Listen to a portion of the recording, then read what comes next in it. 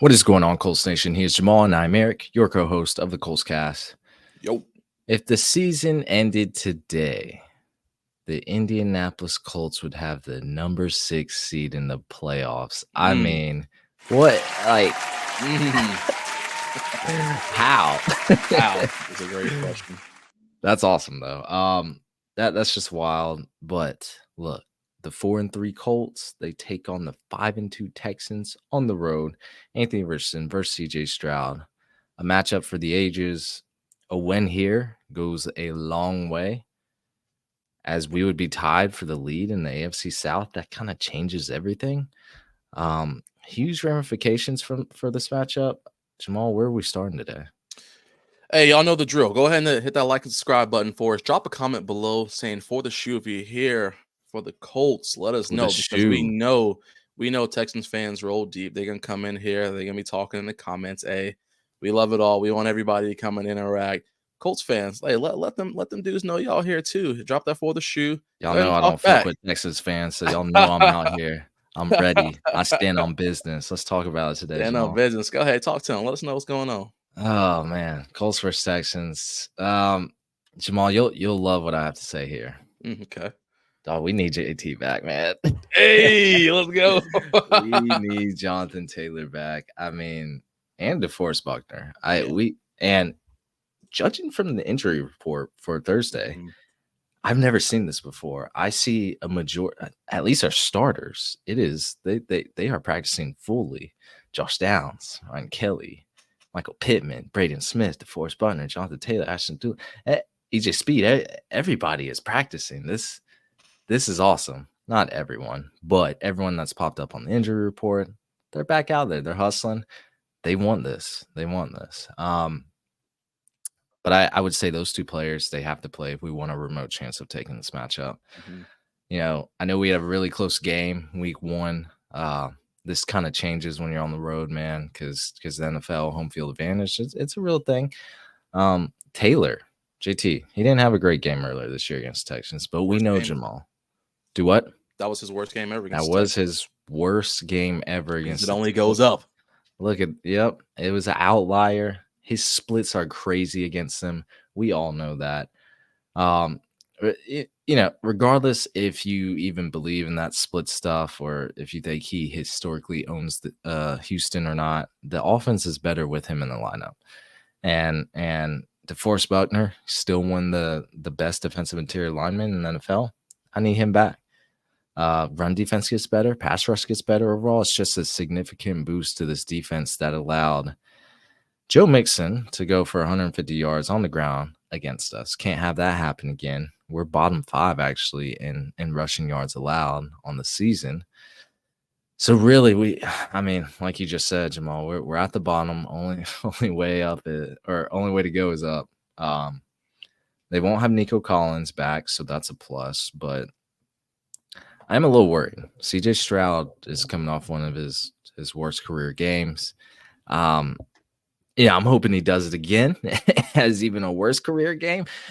But CJ Stroud, I mean, props up to him. He kind of built different. I really hope he don't cut us up again like him and Joe Mixon did last game in week 1 and Nico Collins, but Nico Collins is still out. So I don't know. I'm hoping for a fun matchup. We play, you know, it's a close game when we play Houston most of the time, or we blow them out. Now it's not like that anymore ever since they drafted their young quarterback. So we'll see, Jamal. Yeah, we will. And kind of as you mentioned earlier, you touched on that Richardson and JT combo. We need to be back in action. Again, that one-off game for him on week 1 was not the best game, and I only see him going up from there. But also, too, with that being said, we got to get Josh Downs to be a part of this passing game. We saw the past couple of weeks, Josh Downs has been dominating for our passing game for us and has really opened up, even though we've been in close games with every team we played, as far as it goes for creating that separation and creating space and helping us get down the field. Josh Downs has been an integral piece. We saw last week when Josh Downs was not a part of this offense. It was very sluggish. He didn't really get much love in that, and I think it definitely set us back because he's too good of a weapon to not be getting the receptions that he needs. But also, the Colts have to just avoid turning the ball over. I mean, again, week over week, our games come down to one possession, whether we win or lose with that. We can't allow the Texans to be in a one possession game and they have to march downfield and score, because we all know the reality of it is that they can easily go down there and do that. So, being cognizant of where the ball is, making sure we're not making dumb mistakes, not getting penalties where we don't need them, and not leaving any points on the field as well. Matt Gates got to come out there and be ready to kick the ball whenever we need him to. But that also means we got to get in position. If we're not going to score, we got to get in a good position to give him a chance to go out there and actually kick a field goal here every once in a while to try to get some points on the board, because we cannot go off the field without getting points. Now, as far as it goes, in my opinion, kind of going back to what you were just saying about the Nico Collins, Mixon's thing, I'm kind of opposite of you for that, because here I think is this. I think that Mixon's going to have it. He's going to get his yards. He's going to have his day. I think the reality of it is we know how bad our run defense has been all year. Some losses, you got to take that L. If that means Mixon can get his yards, but we can lock down Tank Dell and Diggs so it doesn't open up the passing game for Stroud, I'm okay with him doing that, because that's going to be time running off the clock for us. I know you mentioned our time possession hasn't been the hottest, but we got to make sure that we can at least, if we're going to let Mixon eat, we got to lock down Dell and which is very possible, because our corners, contrary to popular belief, have been playing at a pretty high level this season. exactly. I'm very surprised by their play. I mean, I knew Kenny Moore was a dog, but Sam Walmack, Jalen Jones, like, they've stepped up, and we could say Ballard was right. I'm not going that far. I feel like a lot of these teams are eating against us in the middle of the field, kind of underneath, and we know where our vulnerability in the passing game is. But yeah, Jamal, I love how you bring up Josh Downs, and I'm really surprised that Josh Downs not being utilized more. I feel like Anthony Richardson in his first this will be his 10th career start, I think, give or take. Yes, yeah, roughly, yeah. My man need an easy option. Yep. Josh Downs is supposed to be that easy option. Like, he should be the first read on like 50% of the passing plays. He really should, because he's the guy that's gonna be open for Anthony Richardson.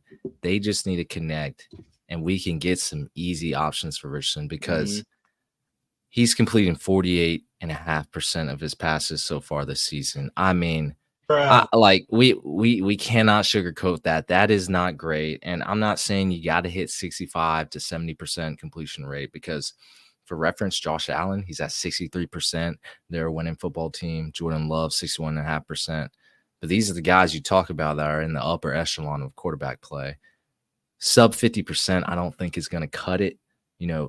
I just think he has to have a great game to supplant the Houston Texans as kind of that king of the AFC South. Like, we're gonna feel really good if we can go 5-3, right?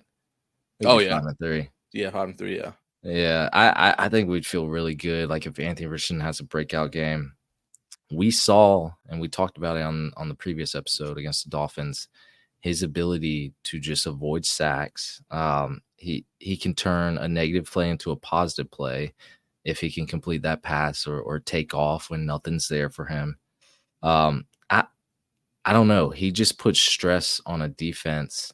There was this one play where they were at the goal line, and I believe it was a zone read against the Dolphins, and Richardson handed it off for the touchdown, but he faked it like he was going to go right, and you saw the entire defense shift to the right with them, because that man commands a lot of attention. Joe Flacco not doing that. I'm going to tell y'all that right now. Knew the Joe Flacco slander was coming in at some point. I knew it. It's not slander. Go one episode. It's appreciation for Richardson's for sure ability, his rushing upside.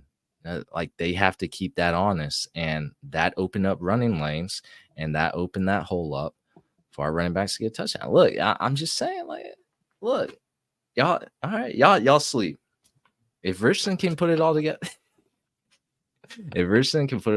this game, have a great game, I don't know. We think we have a chance. We definitely have a chance. We always have a chance, but I just think there's some things that need to be done to make his life easier and everything's a go.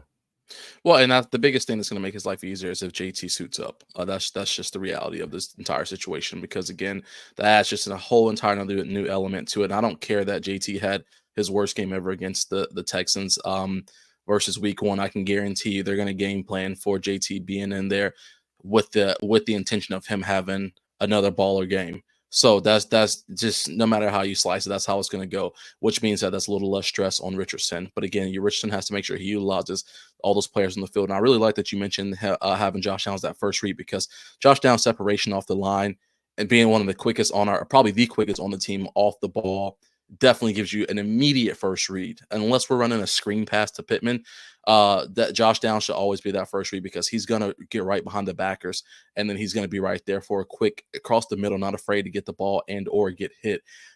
So you got to utilize someone like him. That's where the intermediate game's going to have to come in for Richardson. And I think that's where a lot of questions have been up in the air for us. And I think that's why he thrives so much with Flacco because Flacco trusts his intermediate game a whole lot more than probably what Richardson trusts his own personal intermediate game. But with that being said, Richardson has to trust that if he puts the ball anywhere in Josh Downs' catch radius, he's going to get the ball. He's going to come down with it. He is not afraid to go up and try to get anything that's in his area. So allow him the opportunities to make those short plays for us, to keep the sticks moving when JT isn't running the ball. And then you know what to do after that. Go get Pierce. Go get Pierce downfield. Let him get his big grabs or let him get that DPI. And let's go ahead and move that ball 50 yards downfield and set us up for a minimum 3-point drive. Hey, well, y'all been getting on me because I've been saying every week we're gonna win by either the slim margin or wide margin. So this week we're gonna play opposite day. Texans win 21-3. Wow, he's hoping that. With that being said, Colts come out and win 40-0. I'm just saying, y'all keep getting on me for saying the Colts are gonna win. I'm gonna do the opposite this time, and we'll see what happens. But y'all know where my true feelings lie, so that's just we'll see.